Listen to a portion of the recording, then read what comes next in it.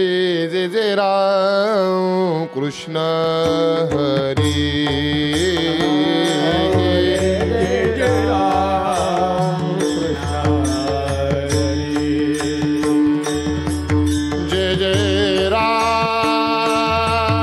कृष्ण जय जय राम कृष्ण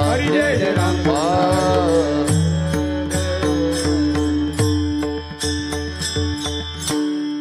रूप पाहता लोचनी लोचनी रूप पाहता लोचनी लोचनी रूप पाहता लोचनी रूप पाहता लोचनी सुख झाले ओ साजनी सुख झाले ओ साजनी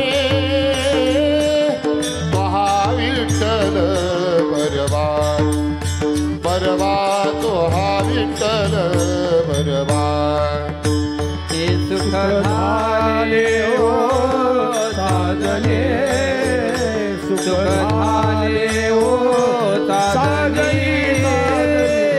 तोहा विठ्ठल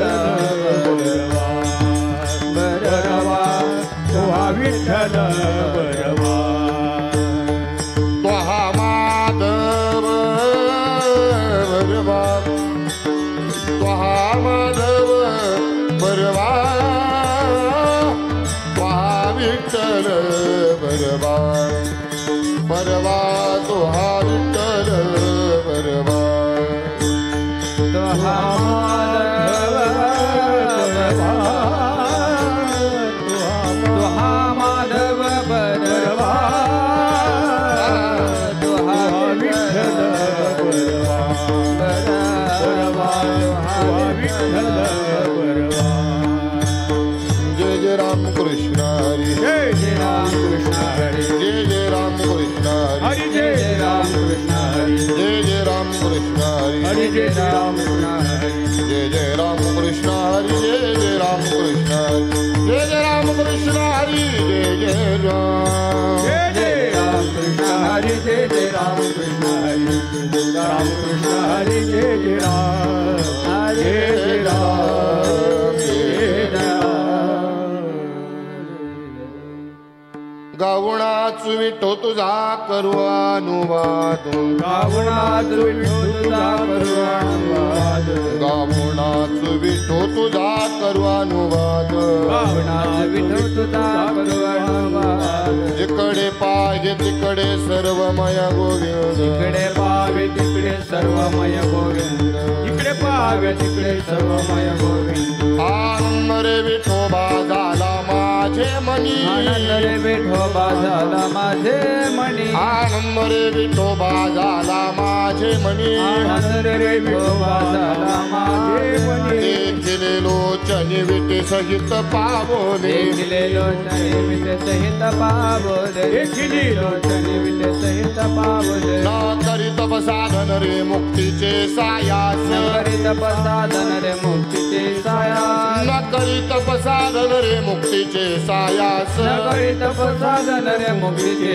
सायास आची जन्मो जन्मी गोड भक्तीचा रस आची जन्मो जन्मी गोड भक्तीचा रस आची जन्मो जन्मी गोड भक्तीचा रस आनंद रे विठोबा झाला माझे मनी आनंद रे विठोबा झाला माझे मनी आनंद रे विठोबा झाला माझे मनी आनंद रे विठोबा झाला माझे मनी देखिले लोचनी विटे सहित पावले देखिले लोचनी विटे सहित पावले देखिले लोचनी विटे सहित पावले तुका म्हणे आम्हा प्रेमामुळे ते काय म्हणे आम्हा प्रेमावणे ते काही तुका म्हणे आम्हा प्रेमामुळे ते काय म्हणे आम्हा प्रेमावणे ते काही पंढरीचा राणा साठविला हृदय पंढरीचा राणा साठविला हृदयी पंढरीचा राणा साठविला हृदयी आनंद रे विठोबा झाला माझे मनी आनंद रे विठोबा झाला माझे मणी आनंद रे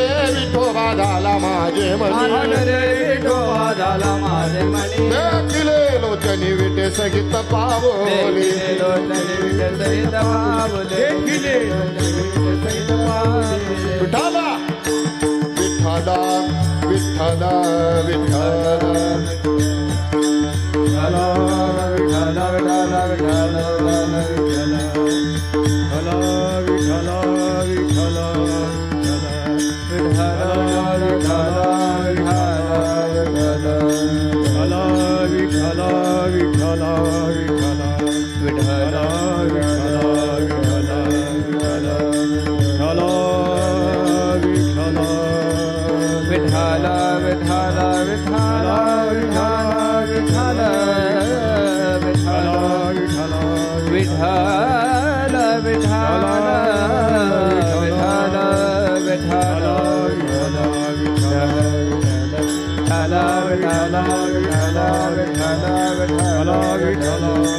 विठाला विठाला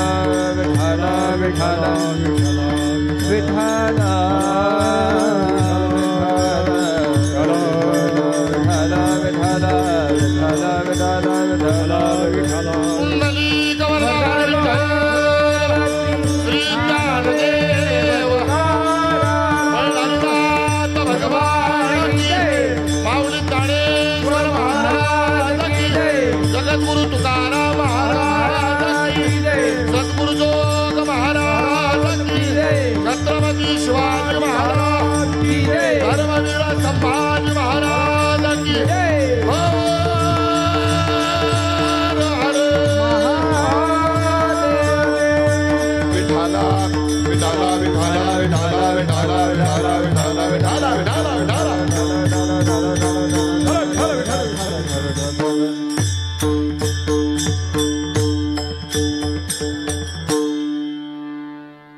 गावणाचू विठो तुझा करू अनुवाद गावणाचू विठो तुझा करू अनुवाद जिकडे पाहे तिकडे सर्वमय गोविंद आनंद रे विठोबा झाला माझे मनी देखिले लोचनी विटे सहित पाऊली न करी तपसाधन रे मुक्तीचे सायास न करी तपसाधन रे मुक्तीचे सायास हाची जन्मोजन्मी गोड भक्तीचा रस आनंद रे विठोबा झाला माझे मनी देखिले लोचनी विटे सहित पाऊली तो का म्हणे आम्हा प्रेमावणे ते काही पंढरीचा राणा साठविला हृदयी आनंद रे विठोबा झाला माझे मनी देखिले लोचनी विटे सहित पाऊली विठाला विठाला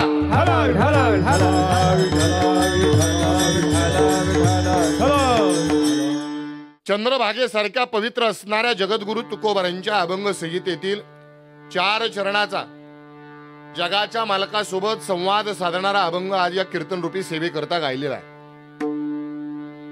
खऱ्या अर्थानं पाहिलं तर या अभंगाचा विचार केला तर जगद्गुरु तुकोबारायांनी भगवान पंढरीश परमात्मा यांच्यातला संवाद आहे. आणि या संवादातला अभंग आपण आज या सेवेकरता घेतलेला आहे. मनुष्याच्या जीवनामध्ये 2 प्रकारचा आनंद आहे दादा. एक इहलोकातला आनंद आणि 2 परलोकातला आनंद. इहलोकातला आनंद म्हणजे काय? आता आपण या सृष्टीवरती जो उपभोगतोय त्या आनंदाला इहलोकातला आनंद म्हणतात. 2 परलोकातला आनंद म्हणजे काय? जिथं कामधेनूची खिल्लार आहेत, कल्पतरूच्या बागा आहेत, चिंतामणीची खाणी आहे, परिसाची सडक आहेत, अशा तिथल्या आनंदाला परलोकातला आनंद म्हणतात. पण या दोनही आनंदाच्या पलीकडे बाबा साधू पुरुषाच्या जीवनामध्ये आणि योगी महात्म्याच्या जीवनामध्ये योग साधनेतून आणि तपाच्या माध्यमातून एक आनंद प्राप्त होतो, ज्या आनंदाचं नाव आहे समाधीचा आनंद. ऐका, पण या 3ही आनंदाच्या डोक्यावरती पाय ठेवून, नीट ऐका, या 3ही आनंदाच्या डोक्यावरती पाय ठेवून नवे नवे या 3ही आनंदापेक्षा अगदी सोप्या पद्धतीनं आणि साध्या सोप्या पद्धतीनं मनुष्याच्या जीवनात एक आनंद प्राप्त होतो. जरी साध्या आणि सोप्या पद्धतीनं प्राप्त झाला तरी सुद्धा हा आनंद बऱ्याच लोकांना घ्यावाच वाटत नाही. अशा आनंदाचं नाव आहे परमार्थिक आनंद. विठ्ठल विठ्ठल.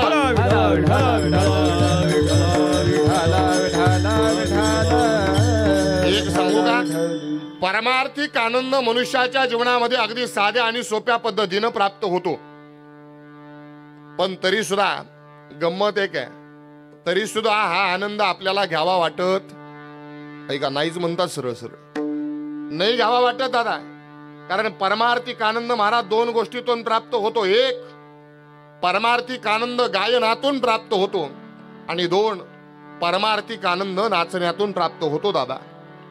महाराज गाणं आणि नाचणं या 2 गोष्टीतून मनुष्याच्या जीवनामध्ये परमार्थिक आनंद प्राप्त होतो. गायनाचे उडे आपुलिया छंदे, गायनाचे उडे आपुलिया छंदे, गायनाचे उडे आपुलिया छंदे, गायनाचे उडे आपुलिया छंदे, गायनाचे उडे आपुलिया छंदे, गायनाचे उडे आपुलिया छंदे, गायनाचे उडे आपुलिया छंदे, गायनाचे उडे आपुलिया छंदे.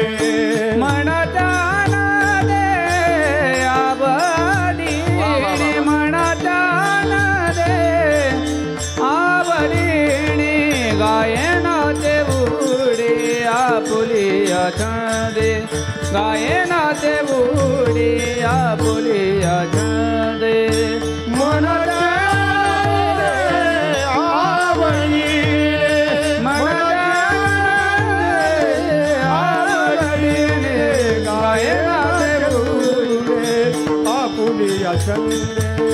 गायनाचे उडे आपुलिया छंदे. महाराजांनी अगदी सुंदर प्रमाण दिलं. गायनाचे उडे आपुलिया छंदे, मनाचे आनंदे आवडीने. महाराज गाणं आणि नाचणं या 2 गोष्टीतून मनुष्याच्या जीवनात परमार्थिक आनंद प्राप्त होतो.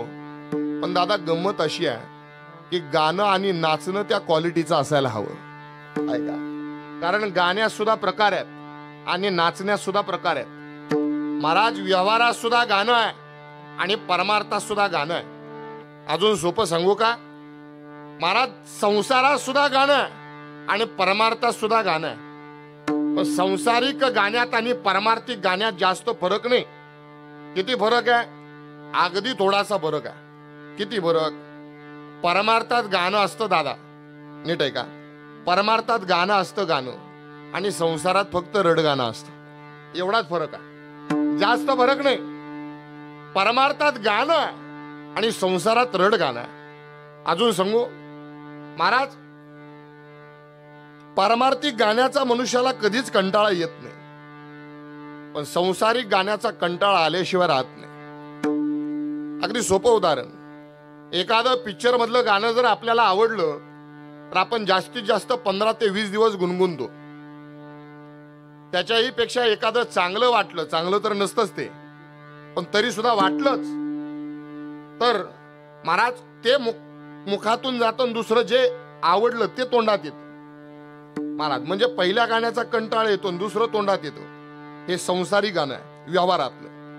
आणि परमार्थिक गाणं सांगू महाराज, 750 वर्ष झाली, पण गावात सप्ताह बसू द्या, काकडा सुरू होऊ द्या, हरिपाठ सुरू होऊ द्या किंवा कीर्तन सुरू होऊ द्या, आणि घरात भाकरी थापता थापता फक्त गावातल्या सप्त्याच्या करण्यावरून फक्त कानावरती पडू द्या, काय रूप पाह तालोचनी सुख झाले ओ साजनी, सुख झाले ओ साजनी, तोहा विठ्ठल बरवा, तोहा विठ्ठल बरवा. ऐके वचन कमळापती, आ माझी रंकाची विनंती, कर जोडितो कथे काळी, कर जोडितो कथे काळी.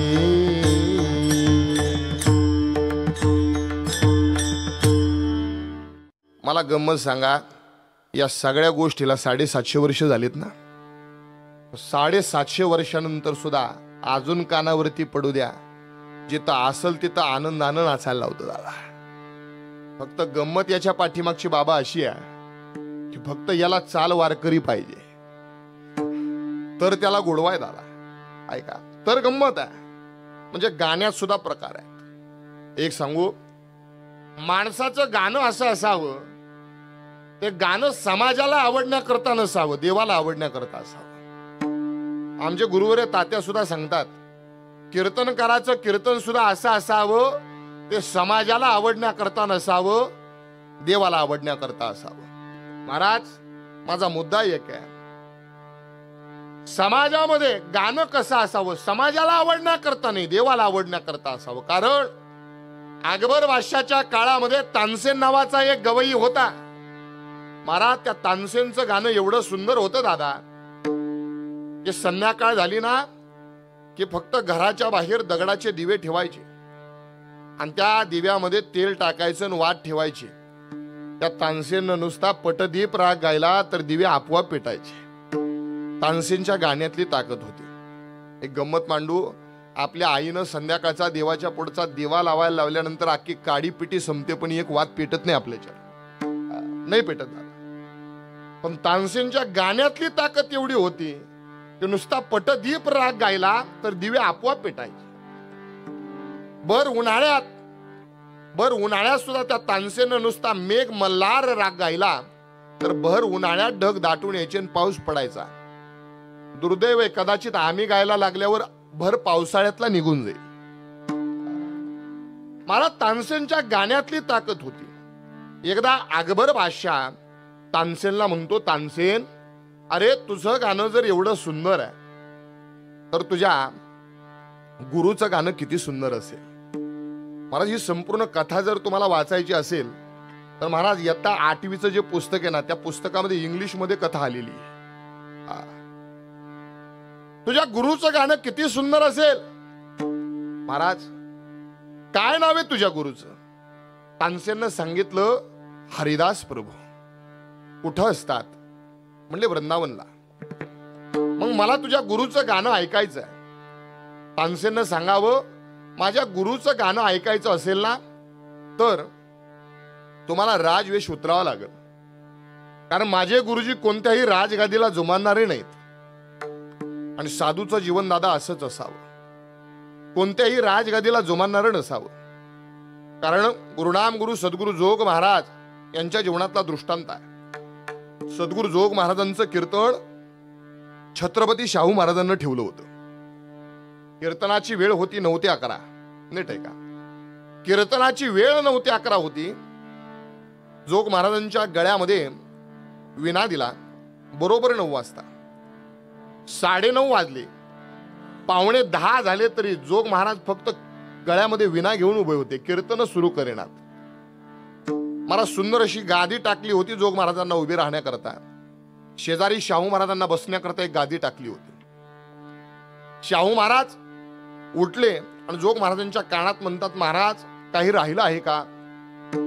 तसं काही असेल तर सांगा, त्याची व्यवस्था करतो, पण कीर्तन का सुरू करत नाही? कीर्तनाची वेळ 9 ते 11 आहे. त्यावेळी सद्गुरु जोग महाराजांना दिलेलं उत्तर फार गोड होतं. सद्गुरु जोग महाराज म्हणतात की कीर्तनाची मर्यादा आहे. कीर्तनाच्या गादीपेक्षा उच्च स्थानावरती बसायचं नसतं. जोपर्यंत तुमच्या खाली बसायला घेतलेली गादी काढत नाही ना, तोपर्यंत कीर्तन सुरू होणार नाही. गंमत आहे का? महाराज, या राज्याचे छत्रपती शाहू महाराज, त्यांनी स्वतःच्या खाली बसायला घेतलेली गादी काढून ठेवली, तेव्हा कीर्तन सुरू झालं. याला साधू म्हणतात. आता याला साधू म्हणतात. साधूचं जीवन असं असावं, ते कोणत्याही राजगादीला जुमानणारं नसावं. तानसेन म्हणतो, तुम्हाला जर माझ्या गुरूंचं गाणं ऐकायचं असेल तर तुमचा राजाचा वेश उतरावा लागेल, कारण माझे गुरुजी कोणत्याही राजगादीला जुमानणारे नाहीत. घडलं असं. पण ठरलं, राजा ही अकबर बादशाही गाण्याचा शौकीन होता दादा. त्यानं राजाचा वेश उतरवला, साध्या मनुष्याचा वेश धारण केला आणि वृंदावनला आले. आता वृंदावनला आल्यानंतर त्या ठिकाणी महाराज हरिदास प्रभूंना गाण्याचं आग्रह करू लागले. पण घडलं असं, महाराज हरिदास प्रभू गाण्याकरता तयार नव्हते. मुद्दा काय घडला? गाण्याकरता तयार नाहीत. मग आता तयार करायचं कसं? मग तानसेननं थोडं बेसूर वगैरे गायला सुरुवात केली. मग तानसेन हुशार होता दादा. मग तानसेनला समजवण्याकरता हरिदास प्रभूंनी गायला सुरुवात केली. आता हरिदास प्रभूंनी गाण्याला सुरुवात केली रे केली की पहिल्याच मिनिटात अकबर बादशाला समाधी लागली. महाराज संपूर्ण गाण्याची मैफिल झाली आणि झाल्यानंतर अकबर बादशाह आणि तानसेन महाराज तिथून निघाले आणि वृंदावन सोडल्यानंतर महाराज अकबर बादशाह तानसेनला म्हणतो, तानसेन, माझ्या मनामध्ये एक प्रश्न आहे, तुला विचारू का? फक्त खरं खरं उत्तर द्यायचं. तानसेन म्हटला, प्रश्न तर विचारा. म्हटले, तानसेन, तुझ्या गुरुचं गाणं किती सुंदर आहे रे. तुझ्या गुरुचं गाणं ऐकायला बसलो आणि मला पहिल्याच मिनिटात समाधी लागली. तुझ्या हरिदास प्रभू म्हणजे तुझ्या गुरूंचं गाणं किती सुंदर आहे. मी तुझ्या गुरुचं गाणं ऐकायला बसलो आणि पहिल्याच मिनिटात समाधी लागली. तुझं गाणं ऐकता ऐकता मी म्हातारा झालो, पण तुझ्या गाण्यामध्ये मला साधी झोप सुद्धा लागत नाही. याचं कारण काय? त्यावेळी तानसेननं दिलेलं उत्तर फार गोड होतं दादा. तानसेन म्हणतो, तुम्ही खरं बोला म्हटला म्हणून सांगतो, नीट ऐका. माझे गुरु गातात ना, माझे गुरु गातात ते देवासाठी गातात. नीट ऐका. माझे गुरु गातात ते देवासाठी गातात आणि मी तुमच्याकडे गातो ते पैशासाठी गातो. फरक फक्त एवढाच आहे. गुरुचं महाराज नीट ऐका, मला एक मुद्दा मांडायचा आहे. गायकाचं गाणं कसं असावं, ते समाजाला आवडण्याकरता नसावं, तर महाराज देवाला आवडण्याकरता असावं, तर त्यातून परमार्थिक आनंद आहे. 2, नाचणं. आता नाचणं कसं असावं? नाचण्यास सुद्धा प्रकार आहे दादा. नीट आहे का? आता कीर्तनामध्ये एखादं लहानसं पोरग जर उभं असेल ना आणि त्याची आई जर खाली बसलेली असेल तर ती म्हणते, ते 2 नंबरला दिसते ना, ते माझं पोरग आहे. नीट आहे का? बरं, 2 नंबरला दिसते ना, ते माझं पोरग आहे. पण महाराज मला सांगा, तेच पोरग जर दादा गावच्या लग्नाच्या मिरवणुकीमध्ये डीजे पुढे जर वाकड तिकडे नाचत असेल तर ती आई सांगत नाही, ते वाकड तिकडे नाचते, ते माझं पोरग आहे. याला नाचण्यातला फरक म्हणतात. सांगू, जे मुलग, जे पोरग हरिपाठात नाचेल, जे पोरग कीर्तनात नाचेल, महाराज गादीवरती उभं राहून सांगतो, महाराज त्या पोराच्या आई बापाला म्हातारपणी वृद्धाश्रम कधीच बघावा लागणार नाही. पण जे पोरग लग्नाच्या डीजे मध्ये नाचेल, गणपतीच्या पुढे डीजे पुढे नाचेल, त्याने म्हातारपणाची आपली सोय करून घ्या, एवढं सांगतो. कारण नाचण्यात सुद्धा फरक आहे. ऐका,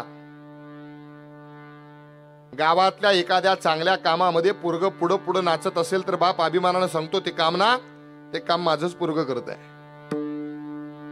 पण त्याच ठिकाणी गावातल्या एखाद्या वाईट कामामध्ये पोराचं नाव पुढं आलं तर बापाला समाजात मान वर काढावी वाटत नाही. यालाच नाचण्यातला फरक म्हणतात ना. महाराज नाचावं कुठं ते सुद्धा माणसाला कळालं पाहिजे. नाचू कीर्तनाचे रंगीत ज्ञान दीप लावू जगे. महाराज कीर्तनामध्ये हरिपाठात जो नाचतो ना महाराज, त्याला महाराजांना दादा धन्यता दिली. धन्य जगी तोची एक हरी रंगनाथ, धन्य जगी तोची एक हरी रंगनाथ, धन्य जगी तोची एक हरी रंगनाचे, धन्य जगी तोची एक हरी रंगनाथे, धन्य जगी तोची एक हरी रंगनाथ, धन्य जगी तोची एक हरी रंगनाथ, धन्य जगी तोची एक हरी रंगनाचे, धन्य जगी तोची एक हरी रंगनाचे. रामकृष्ण वासुदेव सदा स्मरे वाचे, रामकृष्ण वासुदेव सदा स्मरे वाचे, धन्य जगी तोची एक हरी रंगनाथ, धन्य जगी तोची एक हरी रंगनाथ, हरी रंगनाथ. धन्य जगी तोची एक हरी रंगी नाचे, रामकृष्ण वासुदेव सदा स्मरे वाचे. महाराज जगद्गुरु तुकोबाराय जो कीर्तनात नाचतो महाराज, त्याला सुद्धा जगद्गुरु तुकोबारांना सुद्धा धन्यता दिलेली आहे. मग गाणं आणि नाचणं जर या पद्धतीचं असेल तर त्याच्यातून परमार्थिक आनंद आहे. पण तो पण कधी महाराज नुसतं गाणं आणि नाचणं असून चालत नाही. महाराज या दोन गोष्टीला सुद्धा तीन गोष्टीची गरज आहे. या तीन गोष्टी याच्या सोबत असतील तरच परमार्थिक आनंद आहे. या तीन गोष्टीच्या व्यतिरिक्त जर गाणं आणि नाचणं असेल तर त्याला सुद्धा किंमत नाही दादा.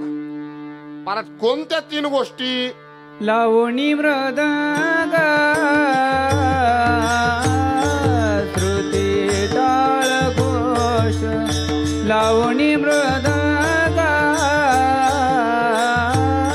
श्रुती टाळ घोष, लावणी मृदंग श्रुती टाळ घोष, लावणी मृदंग श्रुती टाळ घोष, लावणी मृदंग श्रुती टाळ घोष, लावणी मृदंग श्रुती टाळ घोष, लावणी मृदंग श्रुती टाळ घोष, लावणी मृदंग श्रुती टाळ घोष. देऊ भ्रमरात आवडीने, सेवू ब्रह्मरात आवडीने, सेवू ब्रह्मरास आवडीने, सेवू ब्रह्मरास आवडीने, सेवू ब्रह्मरास आवडीने, सेवू ब्रह्मरास आवडीने, सेवू ब्रह्मरास आवडीने, सेवू ब्रह्मरास आवडीने, मोडोनिया वाटा सूक्ष्म दुसरा, मोडोनिया वाटा सूक्ष्म दुसरा, मोडोनिया वाटा सूक्ष्म दुसरा, मोडोनिया वाटा सूक्ष्म दुसरा, लावणी मृदंग श्रुती टाळ घोष, देऊ ब्रह्मरात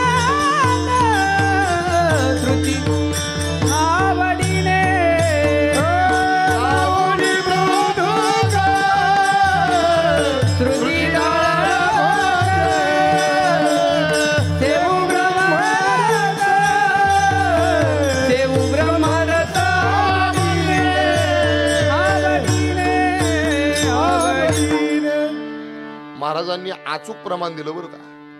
कोणत्या 3 गोष्टीची गरज आहे? लावणी मृदंग श्रुती टाळ घोष सेवू ब्रह्मरस आवडीने.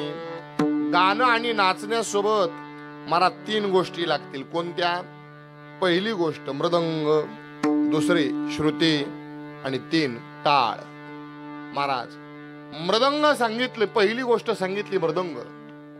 महाराज मृदंग असावा कसा? लावणी मृदंग. लावणी म्हणजे लावलेला असावा सुंदर स्वरात.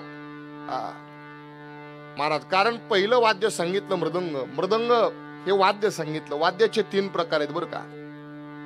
रजोगुणी, तमोगुणी आणि सत्वगुणी. राजस वाद्य, तामसी वाद्य आणि सात्विक वाद्य. राजस वाद्य म्हणजे कोणतं? जे भजनात वाजलं जातं ते तबला, त्याला राजस वाद्य म्हणावं. तामसी वाद्य म्हणजे कोणतं? जे यात्रेत वाजलं जातं ते. आणि सात्विक वाद्य म्हणजे कोणतं? त्या वाद्याची व्याख्या सांगतो, नीट आहे का? माझ्या बुद्धीला पटली ती केली. जे वाद्य वाजल्यानंतर वाजलंय असं वाटत नाही, ते आपल्याशी काहीतरी बोलतंय असं वाटतं, ते वाद्य म्हणजे मृदंग आहे. महाराज साधं वाद्य नाही हे. महाराज या वाद्यानं आजपर्यंत कित्येक कीर्तनकार महाराज गादीवरती नाचायला भाग पाडले. हे तेच वाद्य ज्यानं देवाचा देव महादेव याला सुद्धा नाचायला याच वाद्यानं भाग पाडले. काय वाद्याची ताकद आहे. एक माझ्या वाचनात आलेली कथा मांडतो आपल्याला. पूर्वी राजघराण्यामध्ये राजाला कधी जर गाणं ऐकावं वाटलं तर गाणारे कलाकार त्या राज्यात असायचे. राजाला कधी वादन ऐकावं वाटलं तर वाजवणारे कलाकार, प्रत्येक वाद्य वाजवणारा कलाकार त्या राज्यात असायचा. राजाला कधी नाच बघावा वाटला तर नाचणारे कलाकार त्या राज्यात असायचे. आणि त्या सगळ्या कलाकारांना त्यावेळी राजघराण्यातून मानधन दिलं जायचं. आमच्या गुरुवर तात्या म्हणतात, म्हणूनच त्या काळच्या कलाकारांना कधी मानधन ठरवावं लागत नव्हतं. का? तर राजघराण्यातून दिलं जायचं. एक दिवस राजाला मृदंग ऐकावा वाटला. त्यानं प्रधानजीला बोलवलं आणि म्हटले की आपल्या राज्यामध्ये खोदू सिंग नावाचा मृदंग वादक आहे, त्याला बोलवून आणा, मला मृदंग ऐकावा वाटलाय. प्रधानजी खोदू सिंगाजवळ आला आणि खोदू सिंगाला म्हणतो की राजाला मृदंग ऐकावा वाटलाय, तुम्हाला मृदंग वाजवण्याकरता बोलवलंय. खोदू सिंग म्हणतो राजाला लाख ऐकावा वाटला असेल, पण माझा वाजवायचा मूड नाही, मी वाजवणार नाही. अहो राजाची आज्ञा आहे, बोलवलंय म्हणे, राजा शिक्षा करेल. राजानं काही शिक्षा केली तरी चालेल, पण मूड नसताना मी मृदंग वाजवणार नाही. प्रधानजी राजाजवळ आला आणि राजाला झालेला प्रसंग मांडला. म्हणले तो खोदू सिंग मृदंग वाजवण्याकरता नकार देतो म्हणतो मूड नाही. राजाला राग आला. राजानं सांगितलं एक काम करा, त्या खोदू सिंगाला उडत उडत राज दरबारात घेऊन या. आता खोदू सिंगाला उडत राज दरबारात आणलं. आणल्यानंतर राजानं पुन्हा प्रधानजीला सांगितलं जा खोदू सिंगाला विचारा मृदंग वाजवून दाखवतो की नाही. प्रधानजी पुन्हा खोदू सिंगाजवळ आला. म्हटलं राजाला मृदंग ऐकावा वाटलाय, तुम्हाला वाजवायला सांगितलंय. खोदू सिंगानं पुन्हा तेच उत्तर दिलं. म्हणले मगाशी सांगितलं राजाला लाख ऐकावा वाटला असेल, पण माझा वाजवण्याचा मूड नाही, मी मृदंग वाजवणार नाही. महाराज राजाला राग आला. राजाने सांगितलं एक काम करा, अहो राज आज्ञा मोडली तर मृत्यूदंडाची शिक्षा आहे. म्हणले एक वेळ मरण पत्करेल, पण मूड नसताना मृदंग वाजवणार नाही. महाराज राजाला राग आला. राजाने सांगितलं एक काम करा, या खोदू सिंगाला मृत्यूदंडाची शिक्षा द्या. आपल्या राज्यामध्ये जो उन्मत्त झालेला हत्ती आहे, त्या उन्मत्त झालेल्या हत्तीच्या पायाखाली त्याला देऊन टाका. ऐका, प्रधानजी म्हणतो अरे मृत्यूदंडाची शिक्षा देतायत, अजून विचार कर. म्हणजे काही हरकत नाही, मरायला तयार आहे, पण मूड नसताना मृदंग वाजवणार नाही. त्या खोदू सिंगाला घेतलं आणि जिथं उन्मत्त झालेला हत्ती होता तिथं आणण्यात आलं. आता पूर्वी राजघराण्याची एक पद्धत असायची, एखाद्याला मृत्यूदंडाची जर शिक्षा दिली ना तर त्याला मरायच्या अगोदर त्याची शेवटची इच्छा विचारली जायची. राजानं प्रधानजीला बोलवलं आणि सांगितलं ज्याला मृत्यूदंडाची शिक्षा देण्याकरता घेऊन गेलात ना त्या खोदू सिंगाला त्याला त्याची शेवटची इच्छा विचारा. प्रधानजी खोदू सिंगाजवळ आला आणि खोदू सिंगाला म्हणतो, तू आता मरणार आहेस, तुला मृत्यूदंडाची शिक्षा दिली आहे, तुला हत्तीच्या पायाखाली देण्यात येणार आहे, सांग तुझी शेवटची इच्छा काय. महाराज त्या खोदू सिंगानं सांगितलं, ज्या कलेकरता मी मरण पत्करलं ना, ज्या कलेकरता मी मरण पत्करलं, तो मृदंग एकदा शेवटचा वाजवा वाटतो. तो म्हणला, लेका मगाशी वाजव म्हटलं तर म्हटला, मगाशी वाजवला असता तर जीव तरी वाचला असता, आता वाजवून उपयोग काय. मगाशी वाजव म्हटलं तर म्हटला मूड नाही. म्हटलं अहो मगाशी मूड नव्हता, आता मूड झालाय म्हणे, मृदंग घेऊन या. पण आता पूर्वी राजघराण्यात सगळे वाद्य असायचे. मग त्या राजघराण्यातला एक मृदंग आणण्यात आला, सुंदर मृदंग लावला आणि मृदंग लावून त्या मृदंगामध्ये गजजंपा नावाचा ताल आहे. महाराज हा ताल लोप पावत चालला होता, पण महाराष्ट्रात एक ख्यातनाम मृदंग वादक कृष्णा महाराज साळुंके यांचे शिष्य यज्ञेश महाराज यांनी याच गजजंपा नावाच्या तालावरती या कार्तिकीला आळंदीमध्ये सोलो वादन केलं झालं. लोप पावत चाललेला ताल महाराज, पण तो उदयाला परत आला आता. पण तो गजजंपा नावाचा ताल, ज्या तालाला आता आपण गजताल म्हणतो, तो ताल त्या खोदू सिंगानं मृदंगावरती वाजवायला सुरुवात केली. आता मृदंगावरती ताल वाजवायला सुरुवात केल्यानंतर इकडून उन्मत्त झालेला हत्ती सोडून दिला. उन्मत्त झालेला हत्ती सोडून दिला बरोबर तो उन्मत्त झालेला हत्ती त्या मृदंगाच्या दिशेने आला, खोदू सिंगाच्या दिशेने आला, खोदू सिंगाच्या जवळ आला आणि जवळ आल्यानंतर जसा का मृदंगाचा आवाज त्या उन्मत्त झालेल्या हत्तीच्या कानावरती पडला, तसा त्या उन्मत्त झालेल्या हत्तीनं आपली सोंड मृदंगावरती ठेवली आणि आनंदानं नाचायला लागला. ही ताकद मृदंग वाद्याची आहे, ही ताकद मृदंग वाद्याची आहे. मला एक मुद्दा सांगायचा आहे, मृदंग वाद्यात एवढी ताकद आहे की उन्मत्त झालेल्या हत्तीला सुद्धा डोलाला लावण्याची ताकद या मृदंग वाद्यात आहे. पण एक गंमत सांगू का, आमचे गुरुवारे तात्या सांगतात, पण समाजात आपल्या काय काय माणसं अशी आहेत ज्यांच्या कानावरती हा आवाज पडल्यावर पोलीस स्टेशनला जाऊन तक्रार करतात, यानं त्रास होतो म्हणून. आमचे गुरुवारे तात्या सांगतात, ज्याला मृदंगाच्या आवाजानं त्रास होत असेल ते नक्कीच उन्मत्त झालेल्यापेक्षा हत्तीपेक्षा वेगळ्या जातीचं असावं. का बरं? कारण सात्विक वाद्य दादा, या वाद्यानं कोणत्या कानाला त्रास होणारच नाही. मला जसं सुंदर वाद्य म्हणजे मृदंग आहे. दुसरं वाद्य सांगितलं ते म्हणजे श्रुती विना. आता विना वाद्याची ताकद का? आपण ज्या भगवान पंढरीश परमात्म्याची पूजा करतो, तो भगवान पंढरीश परमात्मा ज्यांची पूजा करतो त्या नारद महर्षींचं वाद्य म्हणजे विना आहे, सामान्य वाद्य नाही. आणि तिसरं वाद्य सांगितलं ते म्हणजे टाळ. महाराज या टाळ वाद्याची काय ताकद आहे? या टाळ वाद्याला तुम्ही दोन वाट्या समजू नका. महाराज दिसायला छोटं वाद्य आहे, पण या वाद्यासारखं श्रेष्ठ वाद्य या जगाच्या पाठीवरती नाही. महाराज का? कारण या टाळाला आमच्या संप्रदायाने एक उपमा दिली आहे. कोणती? विठ्ठल टाळ विठ्ठल दिंडी. टाळ म्हणजे काय? विठ्ठल आहे, विठ्ठल. टाळ म्हणजे विठ्ठल आहे. बाबा वारकरी संप्रदायात आपल्या असं म्हणतात की घरामध्ये एक टाळकरी जन्माला येण्याकरता सुद्धा अनेक जन्माचं पुण्य लागतं. नीट आहे का? घरामध्ये एक टाळकरी जन्माला येण्याकरता सुद्धा अनेक जन्माचं पुण्य लागतं. मी म्हणतो खरंच आहे ते, कारण टाळ म्हणजे विठ्ठल आहे आणि विठ्ठलाला गळ्यात घेण्याकरता पुण्यच लागतं. कोणाच्याही गळ्यात बसत नाही, तो पुण्यच लागतं ना दादा. या टाळ वाद्याचा विषय असा आहे, या टाळ वाद्यातून एक नाद निघतो, ज्या नादाचं नाव आहे, या सृष्टीवरती एक नाद आहे, अनाहत नाद. हा अनाहत नाद जर कधी ऐकावा वाटला तर शास्त्रानं त्याकरता एक प्रक्रिया सांगितली आहे. बघा जमते का आपल्याला? ज्याला अनाहत नाद ऐकायचा आहे त्याने या सृष्टीवरच्या सगळे ऋषीवर एकत्र करायचे, कोट्यावधी वर्ष तपश्चर्या करायची. नीट आहे का बरं? सृष्टीवरचे सगळे ऋषी एकत्र करायचे आणि कोट्यावधी वर्ष तपश्चर्या करायची. कोट्यावधी वर्ष तपश्चर्या केल्यानंतर फक्त एकदाच ऐकायला येतो. किती? एकदाच ऐकायला येतो. तो एकदाच ऐकायला येणारा नाद आमच्या वारकरी संप्रदायाचा एकदा टाळ वाजला की तयार होतो. हे सामर्थ्य टाळ वाद्याचं आहे. म्हणजे तीन वाद्य ज्यावेळी एकत्रित येतात त्यावेळी त्याच्यातून जो आनंद निर्माण होतो त्या आनंदाचं नाव आहे परमार्थिक आनंद. जगद्गुरु तुकोबाराय म्हणतात तोच परमार्थिक आनंद मृदंग टाळ विना या तिन्हीच्या संयोगानं गाण्यातून आणि नाचण्यातून माझ्या जीवनात प्राप्त झाला आणि त्यामुळं माझ्या जीवनात एक अनुभव आला.